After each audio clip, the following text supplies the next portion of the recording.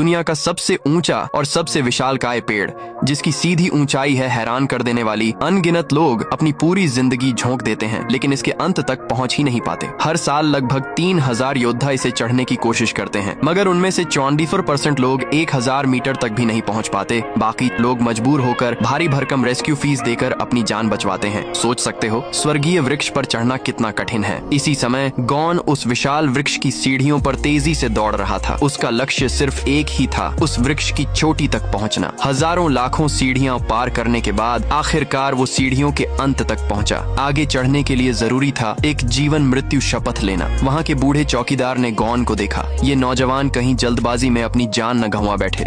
लेकिन जैसे he gone ने अपनी हंटर लाइसेंस दिखाई, वो समझ गया कि ये लड़का कोई मामूली इंसान नहीं। इस लाइसेंस के मालिक इंसानियत के असली एलीट होते हैं। फिर भी बूढ़े ने गॉन को सलाह दी, ध्यान रखना बेटा, पहले चढ़ने वालों के छोड़े औजारों पर कदम मत रखना। वो तुम्हें धोखा देकर मौत के घाट उतार सकते हैं जो सच में ऊपर पहुंचते हैं। साथ ही उसने बताया, गॉन की कलाई पर जो ब्रेसलेट है उसमें लाल रंग का रेस्क्यू बटन लगा है। अगर दबाओ तो तुरंत बचाव दल पहुंच जाएगा। लेकिन दादाजी की बात पूरी भी नहीं हुई थी कि गॉन अचानक कूदकर कई मीटर ऊंचाई पर पहुंच गया, मानो वो इस विशाल वृक्ष का ही हिस्सा बन गया हो। उसकी हथेलियों में उसे वृक्ष की धड़कन महसूस हो रही थी। वो धीरे धीरे छाल की दरारों से ऊपर बढ़ने लगा, जैसे ये वृक्ष ही उसे रास्ता दिखा रहा हो उस मंजिल तक पहुंचने का जो नामुमकिन लगती थी। तभी अचानक एक चीख ने सन्नाटा तोड़ दिया। एक साहसी लड़ाका थककर बीच में ही लटक गया था। गॉन ने झटपट उसका ब्रेसलेट दबाया। रेस्क्यू टीम आई और उस आदमी को बचा ले गई। इसके बाद गॉन फिर से ऊपर चढ़ने लगा और जब उसने अंतिम पत्तियों को हटाया तो उसकी आंखों के सामने वो नजारा आया जिसकी उसने सिर्फ कल्पना की थी। पेड़ की चोटी नुकीली नहीं थी, बल्कि एक फैला हुआ मैदान जैसा था।